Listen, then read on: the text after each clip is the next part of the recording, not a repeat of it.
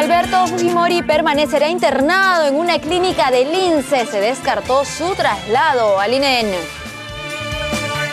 En su vivienda de San Martín de Porres son velados los restos del hombre que murió tras incendiarse su auto. Familiares demandaron se esclarezcan las razones de su muerte. Esta mañana una persona resultó herida en un cuádruple choque en la Panamericana Sur en Surco. Un camión recolector de basura del distrito resultó afectado en el accidente. En Ate, vecinos del Jirón Melitón Carvajal pidieron mayor seguridad ante el reciente asesinato de un albañil por un aparente ajuste de cuentas. Ministro del Interior Daniel Urresti denunció penalmente a Víctor Chanduví por afirmar que cobró cupos en Madre de Dios cuando era comisionado de la presidencia del Consejo de Ministros. En Canadá, al menos un soldado resultó herido en un tiroteo cerca al Parlamento en Ottawa. El agente se encontraba de guardia en el monumento a los caídos.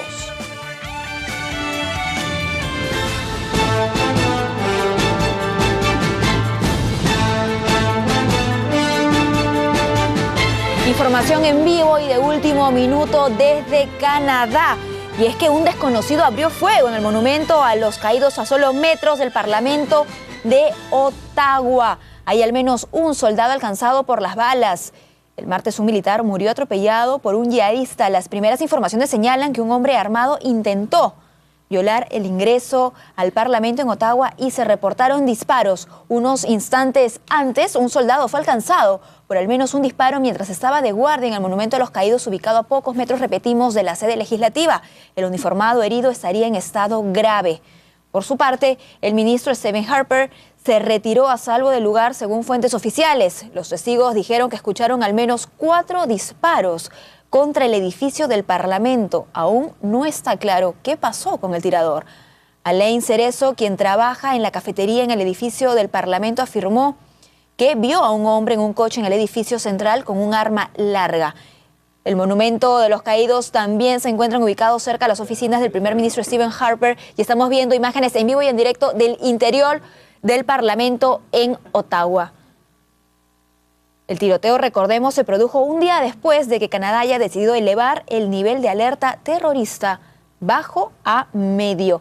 La decisión llegó, tras la muerte, repetimos este martes, de uno de los soldados canadienses atropellados por un vehículo en lo que las autoridades están llamando un ataque terrorista. Un funcionario del gobierno informó que el incremento en el nivel de alerta fue en respuesta a conversaciones generales en Internet de grupos radicales, incluido el autodenominado Estado Islámico y Al-Qaeda. El lunes la policía había matado a tiros al conductor del vehículo que atropelló a los soldados en un estacionamiento en Quebec. Las autoridades dicen que el conductor de 25 años, llamado Martin Couture-Relot, un posible converso al Islam, se había radicalizado y era conocido por agentes antiterroristas y la policía. Muy bien, es lo que está pasando en este momento en Ottawa, Canadá. Repetimos, se ha elevado el nivel de alerta terrorista de bajo a medio por los recientes ataques.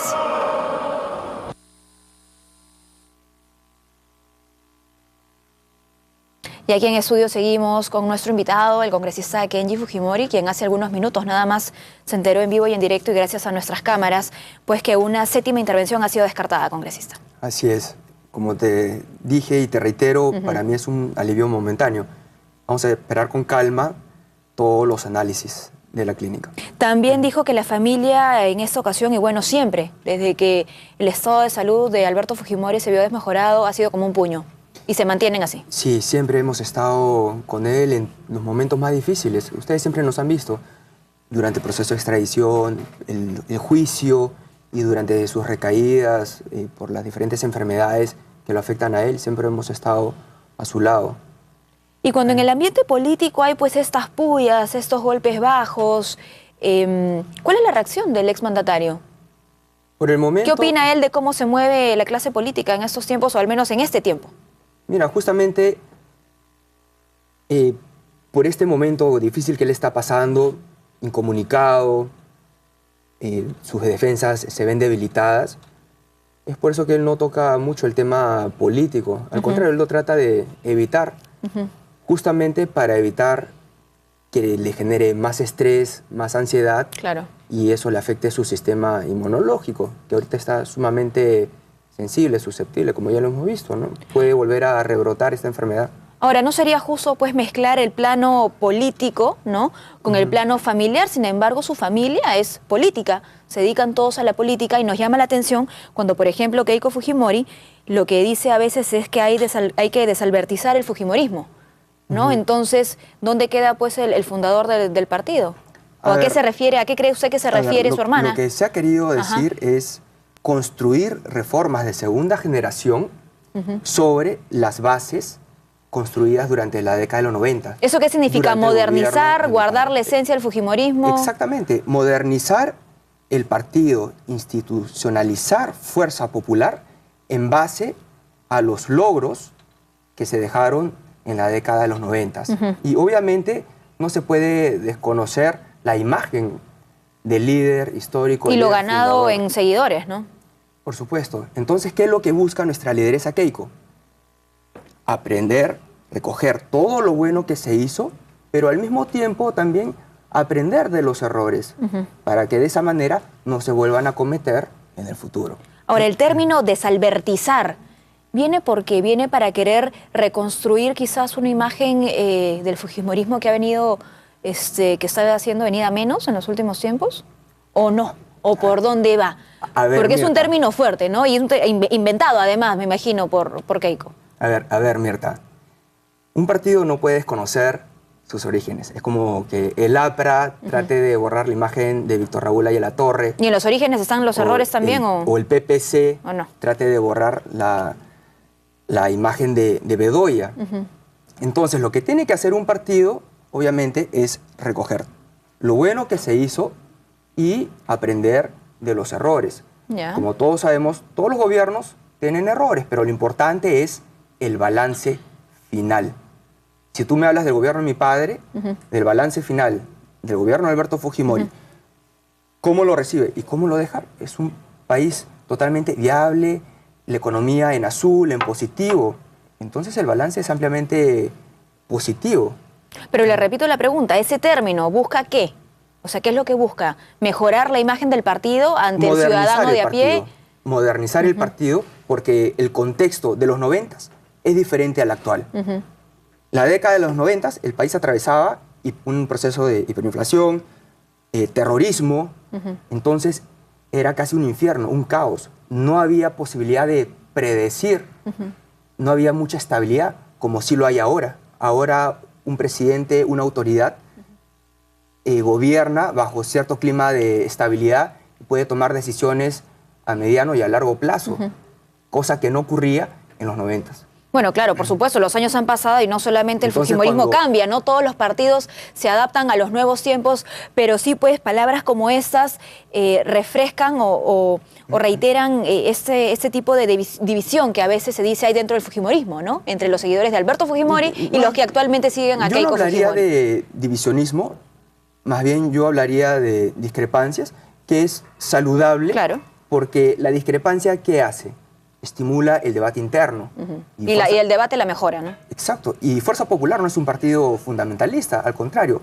Todos los integrantes de Fuerza Popular tienen plena libertad de expresar sus puntos de vista. Y si hay un punto de vista discrepante, obviamente se debate. Y eso fortalece a los partidos y ayuda a fortalecer la institucionalidad.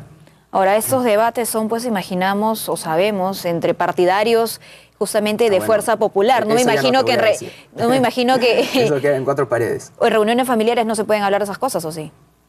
¿Por qué no? ¿Por qué no? Yo he discrepado a veces con Keiko, por ejemplo, ¿no? ¿Y su padre ha sido parte también de esas discrepancias? No hablemos de las últimas horas, ¿no?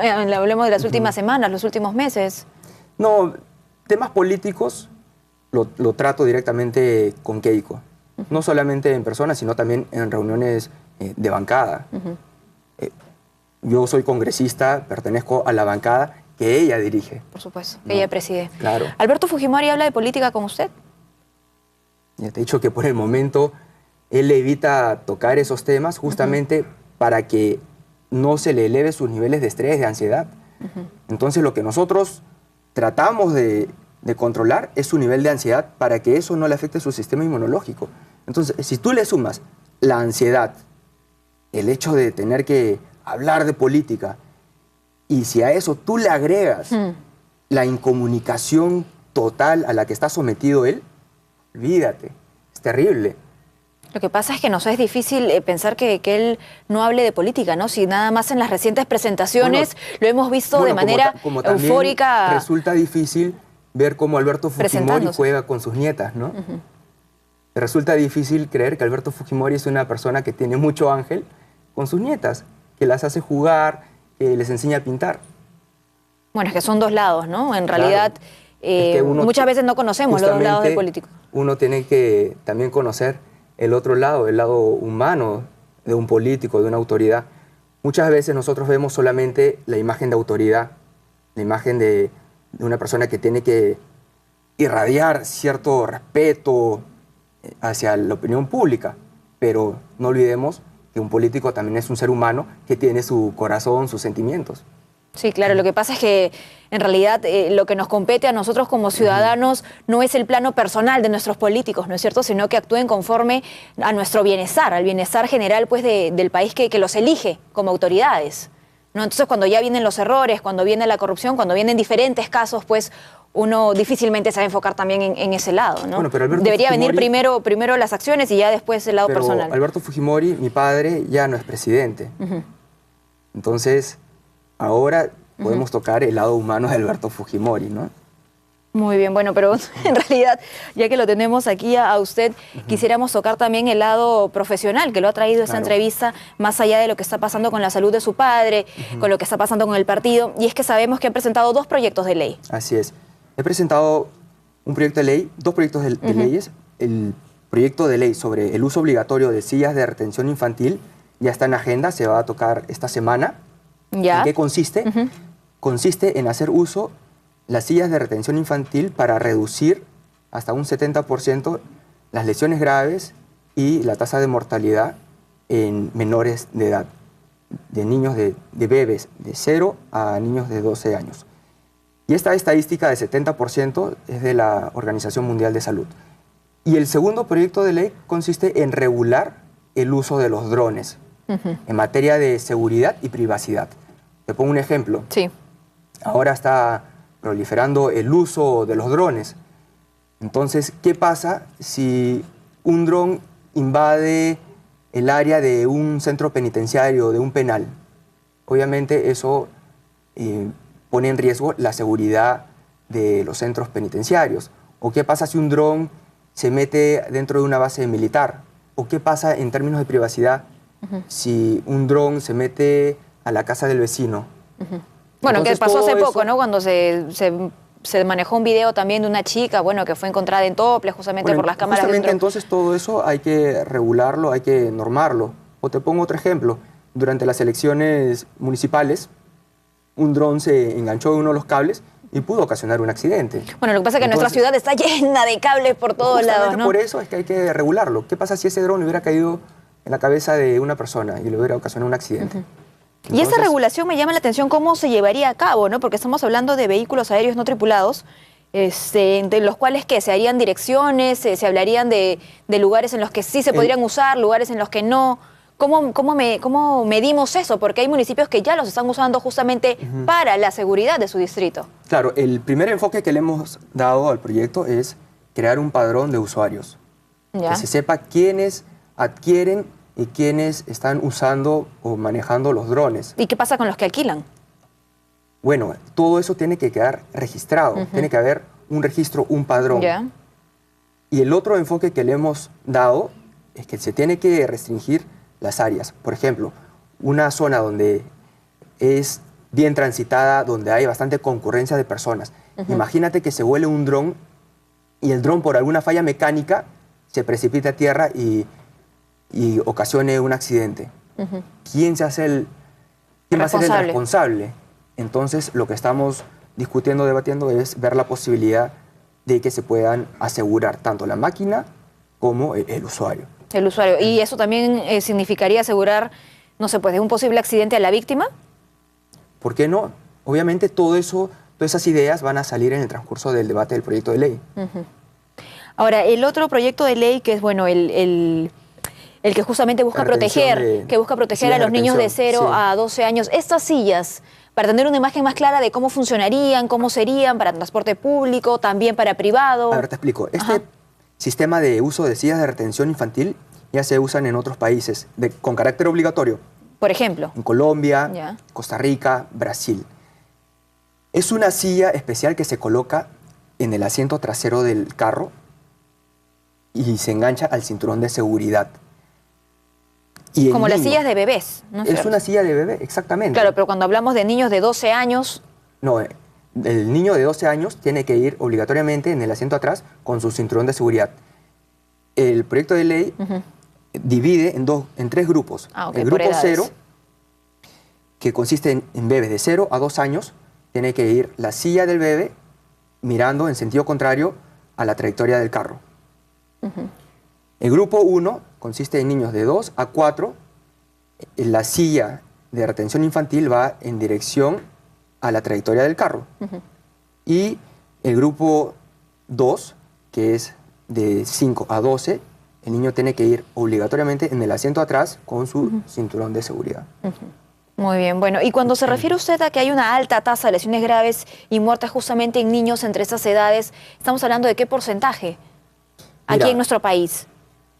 Las estadísticas han ido en aumento. Uy, perdón, congresista, disculpe que lo interrumpa, vamos a seguir con usted, pero justamente en este momento está hablando el abogado del exmandatario Alberto Fujimori. Escuchamos. Exámenes posteriores. Así es, Mirta, el abogado William Paco Castillo acaba de salir de visitar a Alberto Fujimori. Escuchemos sus declaraciones.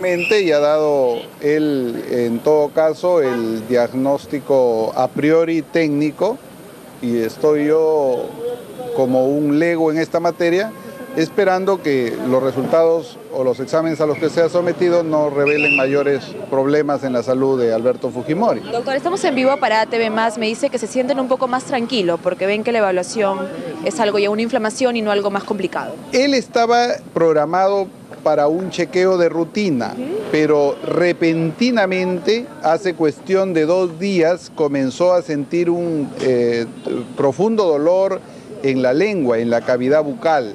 Eso a él indudablemente lo preocupó por el problema de la leucoplasia que padece.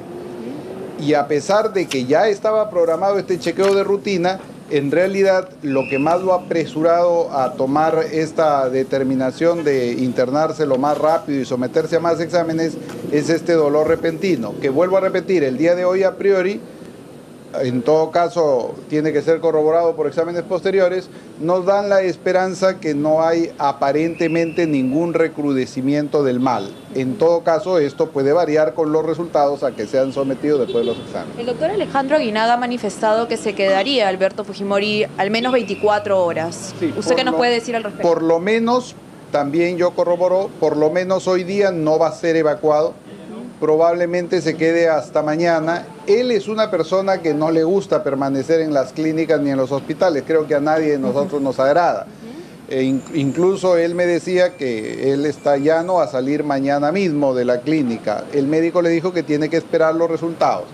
Pero pensamos que ojalá tengamos a Alberto Fujimori de retorno el día de mañana, pero el día de hoy debe permanecer todavía en observación. ¿Usted, como lo ha visto, estaría preocupado? Sí, claro, sus hijos, sus parientes directos, Keiko, Kenji, sus demás hijos, Sachi, Hiro, probablemente estén viniendo en el transcurso del día. Creo que anoche han llegado, es natural, aman al padre, están preocupados como él y tienen que venir en cualquier rato.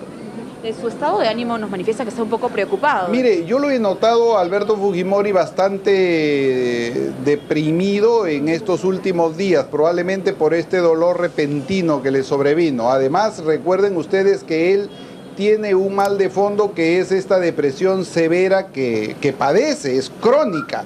Indudablemente, si él en este momento se encuentra frente a un dolor repentino y súbito, eso ahonda su depresión. Pero el día de hoy, luego de haber sido examinado, yo he estado presente, lo he notado más tranquilo, más relajado y indudablemente elevo mis oraciones porque no tengamos ningún desenlace mayor que simple y llanamente este chequeo al que va a ser sometido, ¿no? En la parte legal, ¿ustedes van a solicitar algún beneficio al INPE? Nosotros hemos solicitado en la parte legal dos situaciones. Primero, el arresto domiciliario, que es producto precisamente de una situación de humanidad, para que una persona que la vemos continuamente entrando y saliendo de los hospitales, con 5 males a cuestas, con 6 operaciones por un problema de leucoplasia en la lengua, por una depresión severa, por una hipertensión crónica, ya tiene 8 años en la cárcel, que pase el resto que le queda de vida en un domicilio donde cumpla su arresto. No tiene sino eso un fondo de humanidad y un fondo de legalidad. Esto va a ser seguramente resuelto en las próximas semanas porque pende aún un recurso en la Corte Suprema y esa es la parte que estamos trabajando legalmente. Doctor, ¿cómo va el caso de la colocación del teléfono? El teléfono público, estamos a la espera del fallo de la sala revisora. Nosotros obtuvimos un fallo favorable en la instancia inferior, o sea, a través del juez. Sin embargo, llama la atención que hasta el día de hoy ni la directora del establecimiento penal ni su jefe directo y obviamente de máxima jerarquía, como es el señor Guadalupe, haya hasta el día de hoy ordenado la reposición del teléfono. Esto tiene que llamarnos la atención. Estoy con callos en la garganta tratando de decir siempre lo mismo frente a una situación que es de impasibilidad y de inhumanidad.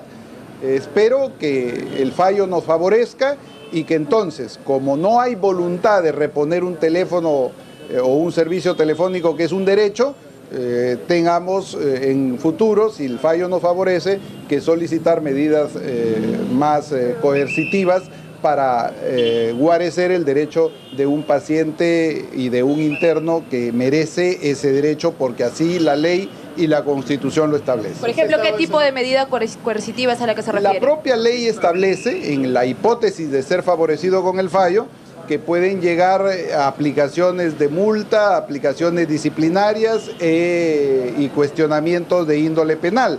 Porque si alguien no cumple un fallo judicial, imagínese usted, está cometiendo delito porque desafía el orden público. Así no le podemos exigir a nadie que cumpla con la ley.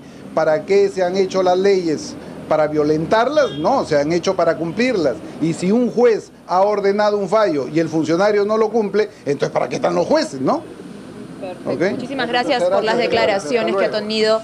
Es el abogado de Alberto Fujimori, William Paco Castillo, que como hemos escuchado ha manifestado que continúan con el pedido del arresto domiciliario y que sería resuelto en las próximas semanas. Esa es la información que tenemos. Seguimos contigo en estudios. Muy bien, Cintia, muchísimas gracias por esta información y tenemos información en vivo y en directo también desde Canadá. Y es que a metros del Parlamento de Ottawa nuevamente se escuchan tiros. Recordemos la información de hace algunos minutos, en nada más. Un desconocido abrió fuego en el Monumento a los Caídos en las inmediaciones del Congreso. Hay al menos hasta el momento un soldado alcanzado por las balas. El martes, un militar murió atropellado por un yihadista. Y el lunes la policía había matado a tiros al conductor del vehículo que atropelló a los soldados en un estacionamiento en Quebec. Por diferentes actos como este, pues Canadá lo que ha decidido es cambiar su alarma antiterrorista de baja a media.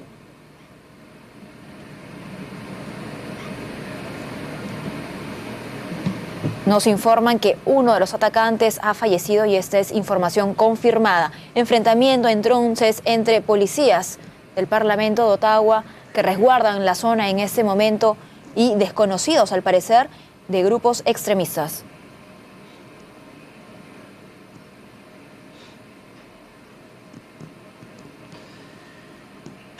Well, this is going to change things for a while. Estas son imágenes de hace solo unos segundos. Como policía encubierta sale del Parlamento, de las oficinas que están alrededores, porque pues los responsables aún no han sido capturados. Uno de ellos, y eso sí es confirmado, ha recibido un impacto de bala.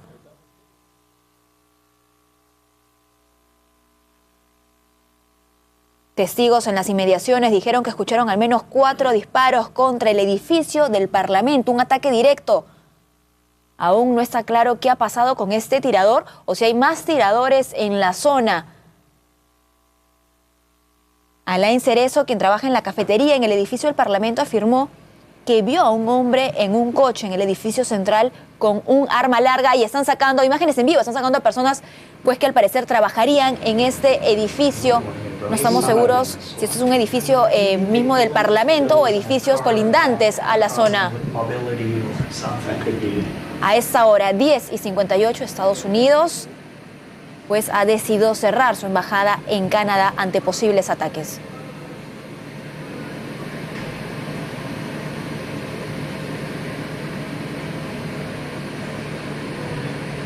¿Y cómo empezó todo esto? Las primeras informaciones señalan que un hombre armado intentó violar el ingreso al Parlamento en Ottawa y así fue que se reportaron los primeros disparos.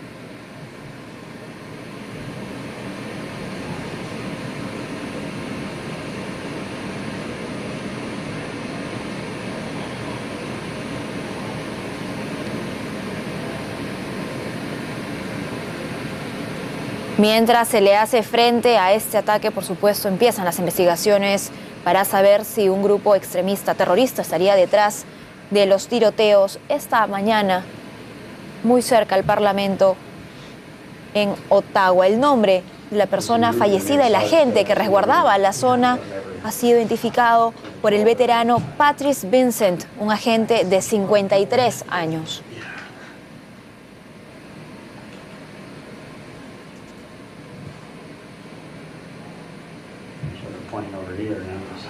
Muy bien, con estas imágenes debemos ir a una pausa. No se muevan, tenemos más para ustedes.